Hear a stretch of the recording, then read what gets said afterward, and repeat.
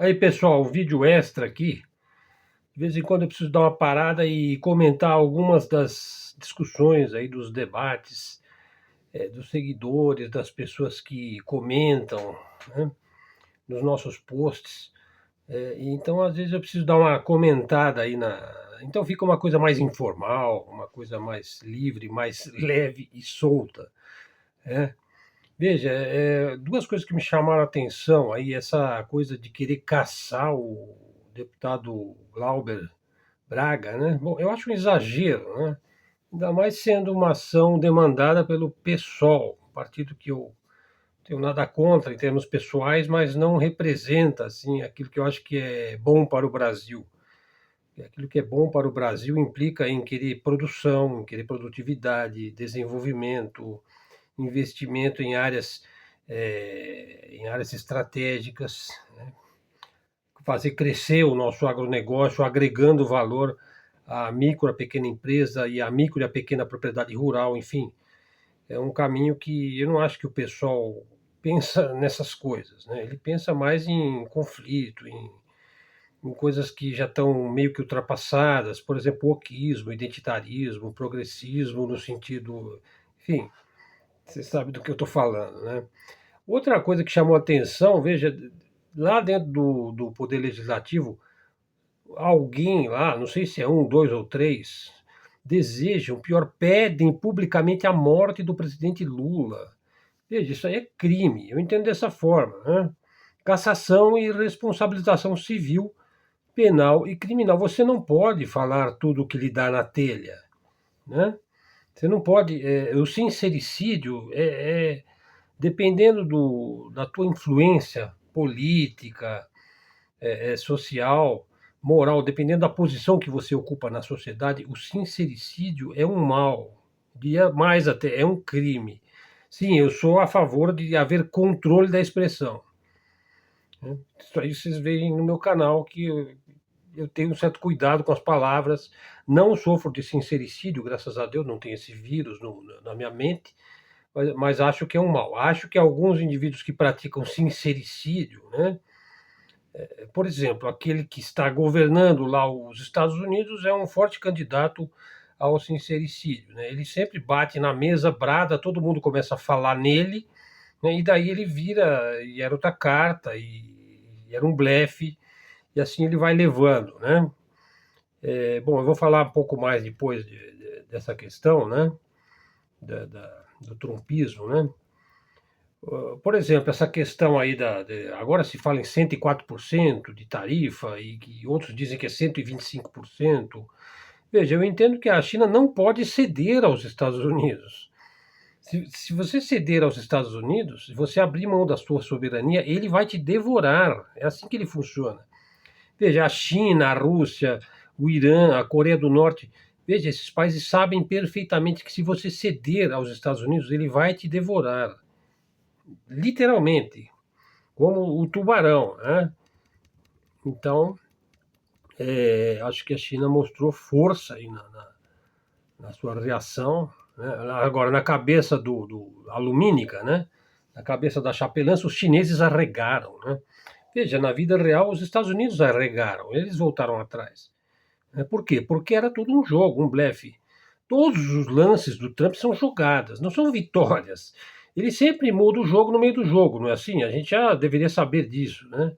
Ou achar que ele controla o jogo, né? Bom, pode ser que ele controle, né? Pode ser que ele controle lá dentro dos Estados Unidos, né? Esperemos que ele controle a si mesmo, né? Veja, uma matéria que eu adaptei aí, é um pouquinho mais longa, né? E eu gostaria de abordar aqui também no nosso canal. Veja, os últimos estágios do capitalismo. Nós estamos vivendo os últimos estágios do capitalismo. Nós já entramos nessa fase dos últimos estágios do capitalismo. Agora, quem falou com mais propriedade e mais profundidade e reflexão sobre esse tema foi o Karl Marx, né? Veja, o Karl Marx, né? Os últimos estágios do capitalismo, escreveu o Karl Marx, serão marcados por acumulações intimamente familiares. Ele usou essa expressão. Veja, pensa em famílias poderosas, né? Apenas pense em Rothschild, Rockefeller, o BlackRock, né? O Larry Fink, o George Soros, né? Então são famílias do topo do sistema capitalista monopolista, né?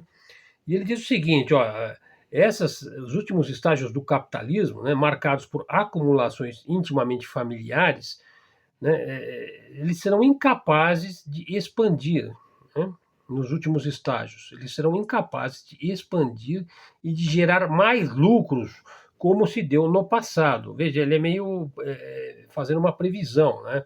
Então, o sistema capitalista vai começar, então, a consumir as estruturas que o sustentaram. Em nome da austeridade e da eficiência do governo, ele vai dizer que ele apoia a classe trabalhadora, que ele vai cuidar dos pobres. No passado, talvez, né? Ó, pense no Donald Trump, no discurso dele, né? Ele diz que os trabalhadores estão com ele, que ele vai trazer o emprego de volta, o trabalho. Não tem desemprego nos Estados Unidos, hein? Os Estados Unidos vive uma fase de pleno emprego, tem 4% só de desemprego nos Estados Unidos. Então, eu gostaria de saber quem é que vai trabalhar em todas as indústrias que ele vai trazer de volta para os Estados Unidos, né? Porque o americano não está particularmente em situação de desemprego, né, de uma maneira geral. Então, isso é um outro ponto, né? Então, assim, o Estado ele já não serve às necessidades dos cidadãos comuns, falou o Marx, né? Que a capacidade do Estado de servir às necessidades dos cidadãos comuns, por exemplo, lá no pós-guerra, no welfare state, o estado de bem-estar social, o American Way of Life, as políticas públicas, as políticas sociais e por aí vai. Por que que o Estado não é mais capaz de prover esse bem-estar à classe média, né? Porque ele vai estar algemado por uma extrema burocracia, né? Então, os capitalistas, veja só, eles realocaram o trabalho, incluindo aí a fabricação, a produção, as profissões, as posições profissionais, para países com plantas baratas de trabalho. Pense na China, foi exatamente o que eles fizeram, né? As indústrias irão mecanizar as suas fábricas. Inclusive a China está mecanizando tudo, né? A grande produção irá gerar uma enorme acumulação de renda, um verdadeiro assalto econômico estará em curso. Não somente da classe trabalhadora, mas a classe média também vai ser assaltada, né? O sistema de concentração de renda estará engrenado à imposição de dívidas impagáveis. Então pensem nos Estados Unidos, né? Pensem nos Estados Unidos. Aliás, o Andrei Martyanov, que é talvez um dos maiores analistas militares atuais, ele disse que os Estados Unidos não vai pagar a sua dívida, que ela é impagável e eles não têm realmente a intenção de pagar, né? Enormes volumes de dinheiro nessa fase final do capitalismo estão estagnados. Enormes volumes estarão estagnados. Então, a política, e nos últimos estágios do capitalismo, ela vai estar subordinada à economia. É a economia que dá as cartas. É isso que movimenta todos os debates, todas as discussões hoje em dia, entra algum aspecto econômico, né? Os partidos políticos eles já estão esvaziados de conteúdo político real, né? Daí que os políticos do tipo populista é os que vão alcançar os altos cargos aí do serviço público, né? Os partidos hoje estão a serviço das grandes corporações, dos CEOs aí, estão a serviço de ditadores das grandes corporações, por exemplo, do BlackRock, das oligarquias, das elites, né? do 1%, né? Pense na Faria Lima, aqui no Brasil, né? Mas, como Marx afirma, há um limite para uma economia construída por meio de uma expansão de dívidas e acumulação de renda. Há um momento em que não há mais novos mercados disponíveis. Pense no Ocidente, né? E não haverá novos mandatários capazes que possam impor mais dívidas, lançar mais títulos do Tesouro Nacional no mercado e por aí. Não. Os capitalistas, eles promoveram o livre mercado, não é assim? Eles estiveram imersos em valores e tradições que moralmente eles pretendem e pretenderam defender. Mas em seus últimos períodos, os capitalistas estarão presos aos sistemas e estruturas que fizeram o capitalismo possível. Ou seja, eles estão enredados em suas próprias engrenagens. Ele gerou, o capitalismo, desde si, estruturas que tornaram o capitalismo possível, não é assim? E também gerou, veja só, formas de opressão estatal capazes, até um certo ponto, de evitar o caos social permanente. Pense, por exemplo, nas tragédias do comunismo, do fascismo, do nazismo. E em seus últimos momentos, que vale para a nossa época, ele vai manter os seus lucros simplesmente roubando e infiltrando profundamente as instituições estatais. Só que ele vai pôr a culpa no Estado, ele vai pôr a culpa no governo, né? Mas ele está lá por trás. Os últimos períodos do capitalismo, como Marx afirma, não são mais o capitalismo. As corporações desmantelaram e conspurcaram as despesas do governo. Então, o texto é meu, adaptado aí do Richard Wolff, que aliás eu quero trazer um, um vídeo só do Richard Wolff aí, talvez aí durante a semana, né? Olha, agora também uma notícia que pulula aí nas redes é a questão do Irã ter armas nucleares, né? Veja, só há uma única razão para os sionistas, veja, que são os verdadeiros governantes dos Estados Unidos, hein? Vocês viram há pouco o Trump se derretendo lá no Netanyahu, né, que foi visitar o Trump, né? Vocês viram, né? Veja, só existe uma razão para os sionistas serem irredutíveis quanto à possibilidade do Irã ter armas nucleares. Qual é a razão? Ele não deve ser capaz de se proteger, de se defender, simplesmente. É por isso que nós não queremos que ele tenha arma nuclear, né? Por que nós vamos querer que ele possa se defender da gente, né? É assim que se funciona a mente ocidental dividida, né, contra si mesma e contra os demais, né? Veja só, pessoal, uma qualidade do Vladimir Putin, né? E não é um elogio gratuito, né? É uma constatação. Veja, é uma qualidade raríssima aqui no Ocidente. Aliás, por falar em qualidade raríssima aqui no Ocidente, ontem à noite o Donald Trump estava se gabando diante de uma coletiva de imprensa dizendo assim: eles estão todos me ligando, falando dos países, né? Eles estão aqui beijando a minha bunda. O presidente dos Estados Unidos falando nesses termos, né? Então, uma qualidade do Vladimir Putin, raríssima aqui no Ocidente, é a sua capacidade de ser autocrítico, de fazer uma autocrítica severa, né? Eu creio que essa sua capacidade, é disso daí, da sua capacidade de ser autocrítico, é que praticamente ele nunca erra. Vem dessa qualidade, né? Uma qualidade rara, né? Qualidade que aqui não, o pessoal não tem, o PL não tem, tem muitos partidos aí, inclusive, que estão na situação que também não tem, né? Um outro ponto, o Ocidente lá na Ucrânia, né, tratou de impor milhares de sanções à Rússia. Eu analiso desta forma, olha, é forçoso admitir que o objetivo de impor milhares de sanções à Rússia foi realmente para fortalecê-la, né? Porque isso só fez fortalecer a Rússia. Vocês não acham? Ela agora é a quarta, daqui a pouco ela é a quarta economia do mundo, hein? Então, assim, ela vem crescendo. Claro que ela vive hoje uma preocupação, como eu falei no vídeo de ontem, né, o fato dela estar ficando cada vez mais dependente da China. Em algum momento ela vai ter que ter o seu voo próprio do ponto de vista econômico, né? Bom, acho que... deixa eu ver o que mais que eu tenho aqui. Bom, isso aí eu já tinha falado, né? Poucos se deram conta de que o Trump recuou. Os apátridas aí cantam vitória quando o aprendiz de feiticeiro, ele tinha um programa de televisão chamado O Aprendiz, né? Congelou as taxações em 10% por 90 dias. Né? O Lula fez excelentes críticas aí, hein? Excelentes críticas aí ao Trump. Né? Fiquem atentos a isso daí, tá? Porque ele tem feito, tem construído aí, tem se expressado com muita propriedade. Então, é importante a gente ver isso daí, porque esse é um momento excepcional para o Brasil aumentar o seu nível de exportação. De trigo, soja, sorgo, milho. Né? É um momento da gente conseguir aí pegar mercados que os Estados Unidos estão perdendo. Veja, nisso daí não tem nada de maldade, não. Geopolítica funciona desta forma. Né? Se você acha que você está isolando a China, né? Se ele acha que ele está isolando a China, eu acho o contrário. Eu acho que ele está jogando os países ainda mais para o escopo, a área de influência da China. Posso estar enganado, mas eu acho que é mais ou menos como os sinos tocam, né? Outro ponto aí, pessoal, aqueles dois tipos lá, o Bill Gates e o Fauci, acho que é Antônio Fauci, não se trata apenas de que ganharam bilhões e bilhões com o Covid, não é só isso. Sim, ganharam sim.